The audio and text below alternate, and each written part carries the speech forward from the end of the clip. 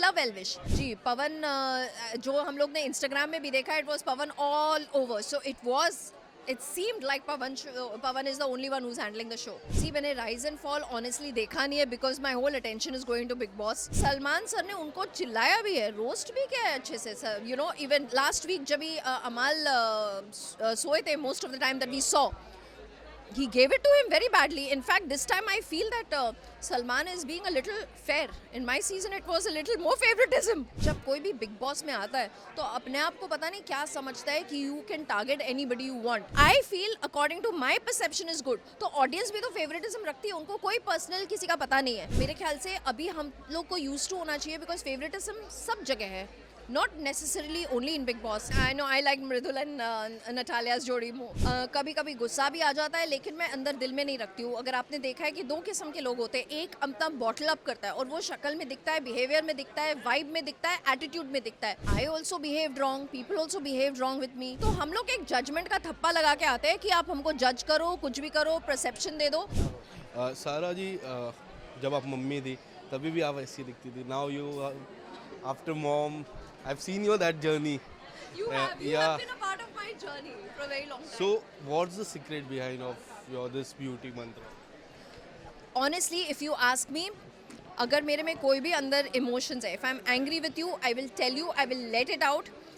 कभी कभी गुस्सा भी आ जाता है लेकिन मैं अंदर दिल में नहीं रखती हूँ. अगर आपने देखा है कि दो किस्म के लोग होते हैं, एक अपना बॉटल अप करता है और वो शक्ल में दिखता है, बिहेवियर में दिखता है, वाइब में दिखता है, एटीट्यूड में दिखता है. मेरा अगर मुझे कुछ चीज़ नहीं पसंद आएगा, मैं उधर का उधर ही, शायद उस टाइम बुरा लगे इंसान को, लेकिन उसके बाद I have no hard feelings.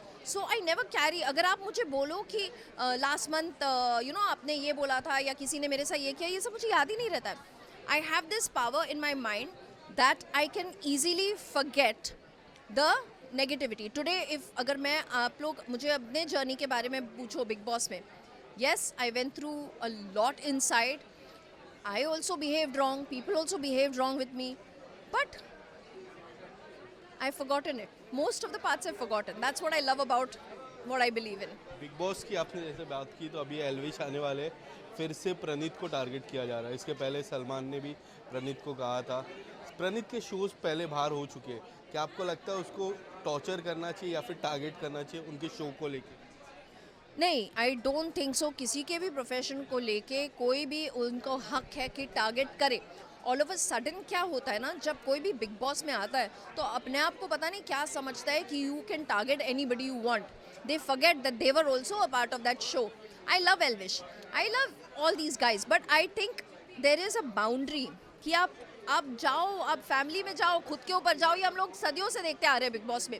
लेकिन एक प्रोफेशन, जैसे हमारे प्रोफेशन को भी टारगेट किया for no reason. So I think at least leave the profession. You know, that's our bread and butter.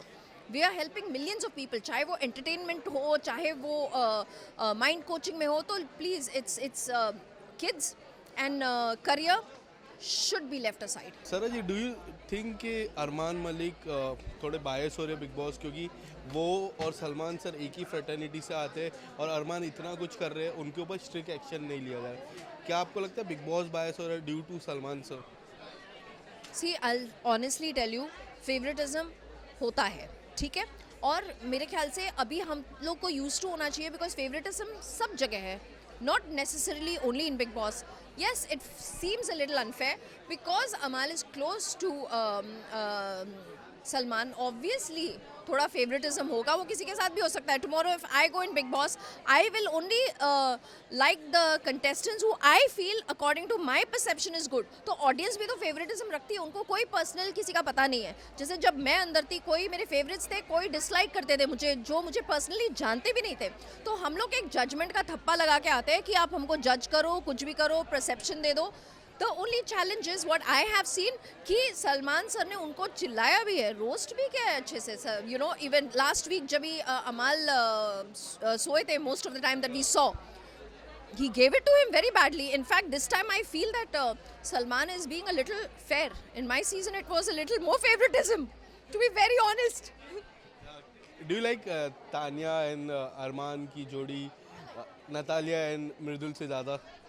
I know I like Mridul and Natalia's जोड़ी more. Tania और इनका एक अच्छा फ्रेंडशिप है, and it's nice to see Tanya cooking khichdi in her head. It's like she's in her own bubble, and Amal is letting her as well. So that's sweet. But I loved Mrudul and Natalia's connection.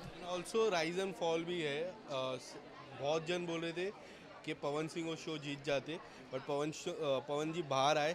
अब कह रहे हैं कि अर्जुन या फिर धनश्री, ये tough competition है. क्या आपको लग रहा है? See, मैंने rise and fall honestly देखा नहीं है because my whole attention is going to Big Boss, and so I can't comment much on rise and fall. But yes, he could have won, but he was out. So but ऐसा लग रहा था ना पवन सिंह पूरा show handle कर रहे हैं, big boss की टीआरपी डाउन हो रही.